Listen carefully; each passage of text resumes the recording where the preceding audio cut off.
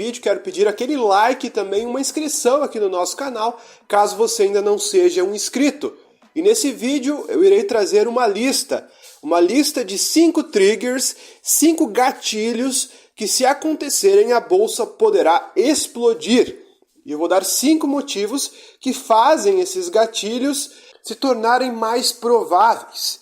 E se eles acontecerem, eu vou dar uma das razões que podem fazer a Bolsa de Valores subir e muito. Eu sei que já faz muito tempo que a Bolsa de Valores anda caindo e lateral. O problema veio principalmente no fim do ano passado, 2024. Da metade de 2024 para frente, a gente viu uma deterioração nos valores muito alta. Algumas ações já tinham caído no início do ano, mas agravou a queda da metade para frente. Algumas caíram de maneira antecipada, mas a grande maioria das ações despencaram daí para frente. A gente criou uma narrativa, o mercado criou uma narrativa que depois dos cortes de gasto que o governo iria anunciar, a situação ficaria melhor. Só que aconteceu justamente o oposto. Com a chegada dessas medidas, juntamente com tudo isso, veio a isenção do imposto de renda para pessoas que ganham menos de R$5 mil. Então, toda essa notícia fez com que a situação agravasse em vez de melhorar. Então, ficou pior do que já estava. A bolsa estava em patamares ridículos de preço e hoje as coisas ficaram muito piores. Porém, junto com esse movimento, a gente viu um início de programas de recompra muito forte. Então eu vou dar aqui nesse vídeo 5 sinalizações que, se alguma coisa, alguma notícia interessante vier pela frente, poderemos ver uma alta muito forte na Bolsa de Valores. E vários gestores dizem isso, várias pessoas experientes de mercado que estão há anos no mercado estão visualizando um cenário parecido. O primeiro fator positivo que pode fazer com que a Bolsa de Valores exploda de preço é justamente essa aceleração no programa de recompra. As empresas estão recomprando muitas ações, e não só empresas, como as próprias pessoas físicas ligadas à empresa. Ou seja, não existe ninguém que entende mais do valor de uma empresa do que os próprios integrantes dessa empresa, que veem as coisas acontecendo todo dia. Pessoas que fazem parte desse grupo conseguem medir de forma muito mais precisa o quanto vale uma empresa. E se eles estão visualizando esse cenário positivo, quem somos nós para discordar? Já que o mercado está oferecendo às empresas a preços ridículos, eles estão recomprando. E toda essa recompra está fazendo com que o mercado fique com cada vez menos ações em circulações, menos ações no free float para a compra. Ou seja, está criando uma escassez no mercado, e uma escassez quase que histórica, percentualmente falando. Dificilmente na história a gente viu uma situação onde o free float está sendo tão reduzido devido a essas recompras. Empresas recomprando 10%, 15% das suas ações em circulação, diminuindo cada vez mais o free float. E toda vez que a gente vê ações de boas empresas reduzindo seu free float e deixando um percentual mínimo para a recompra, quando a gente vê um sinal, um gatilho de melhora, as ações sobem muito mais, porque como não tem ações em circulação, não vai ter ações para todo mundo. Logo, vai ter uma corrida de compra de ações e as pessoas acabam oferecendo preços mais altos para poderem entrar nessa festa e as ações sobem muito. Então, esse é uma sinalização muito favorável com relação ao futuro das ações no Brasil. Criar um cenário de escassez esperando um momento de melhora. O único problema é enquanto esse momento de melhora não vem. Mas essa sinalização por si só já é muito favorável. Essas recompras estão sendo muito fortes, a gente consegue medir as recompras através da B3. No site da B3 a gente consegue ver quantas empresas estão com programas abertos de recompra. E é muita empresa, dificilmente eu vi tantas empresas recomprando ações e em volumes tão altos de recompra.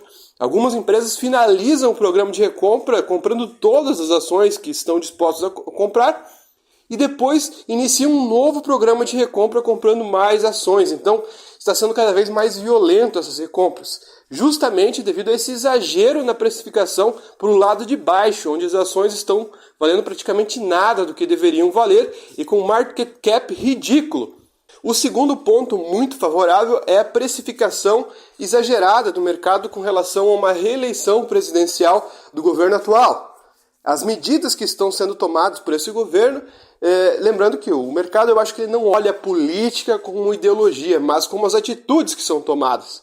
As atitudes que estão sendo tomadas por esse governo, infelizmente, não vêm sendo positivas com relação às medidas fiscais, coisas nesse sentido, o mercado não vê como algo positivo. Agora, se é certo ou errado, a gente não pode ter um lado nesse ponto, mas o mercado, que é o que importa, aquilo que faz preço, está vendo como algo negativo. Portanto, se esse governo continuar por muito mais tempo, o mercado joga precificações piores, precifica muito pior a situação econômica.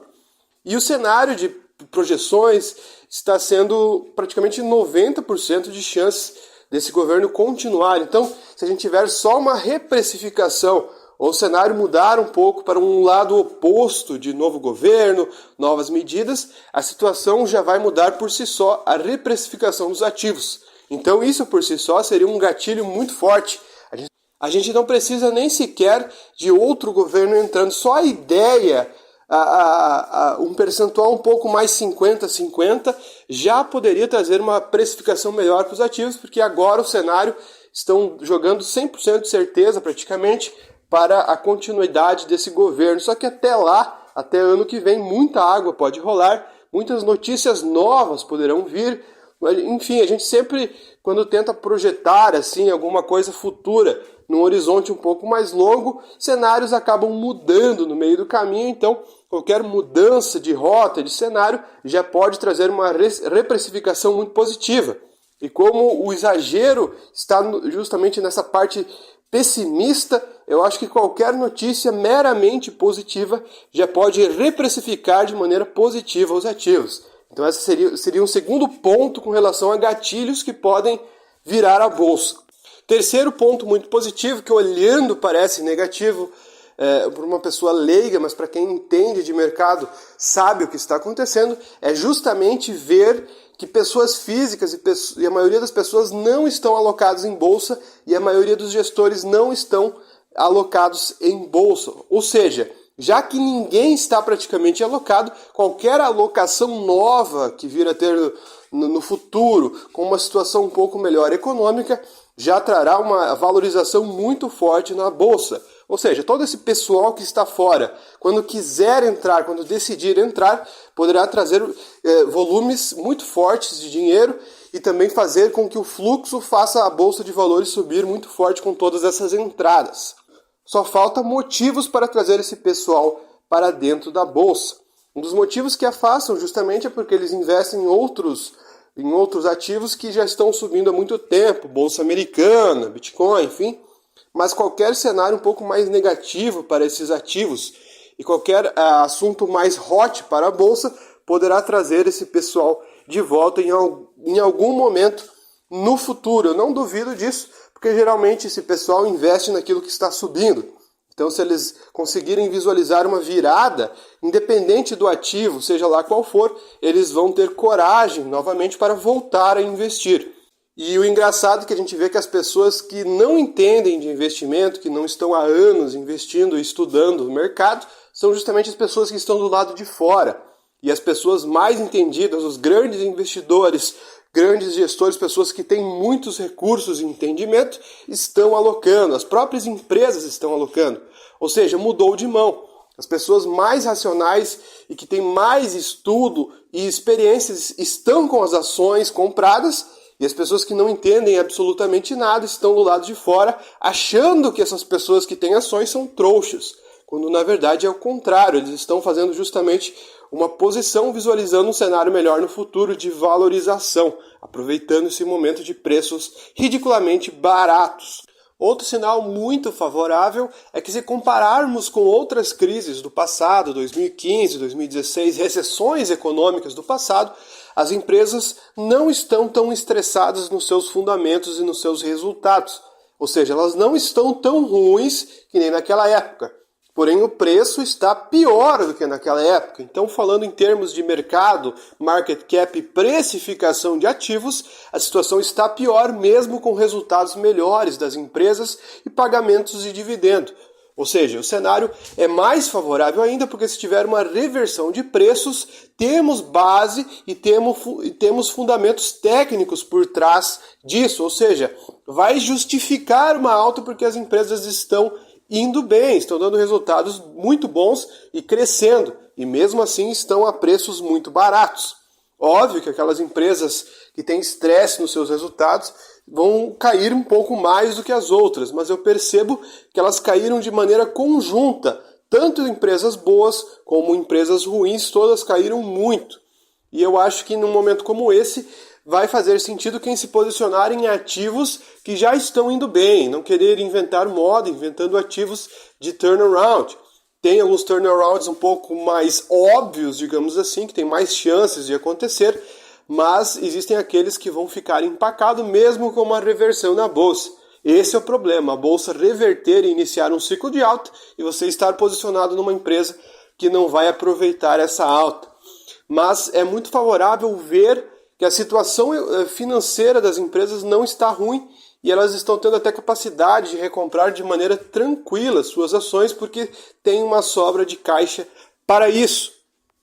Durante o governo Dilma, por exemplo, as ações caíram, só que muitas davam prejuízos gigantes. A Petrobras estava numa situação raríssima de quase falência. Imagine uma empresa do tamanho da Petrobras, com uma dívida, uma das maiores, se não a maior do mundo. Então, comparando esse cenário financeiro das empresas com o de agora, a situação é totalmente diferente, porém a precificação está tão ruim ou pior do que naquela época.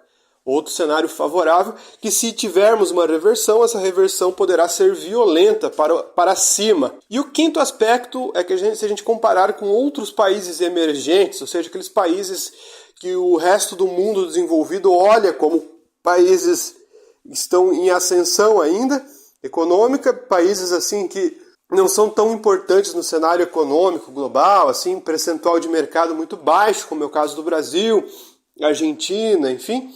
Se a gente compararmos o Brasil com esses países como Argentina, Turquia, assim, países que enfrentam um cenário econômico parecido, se a gente olhar a taxa de juros aplicada no mundo inteiro, o Brasil ele tem uma taxa de juros muito parecida do que a Argentina e a Turquia, assim, esses países mais problemáticos, digamos.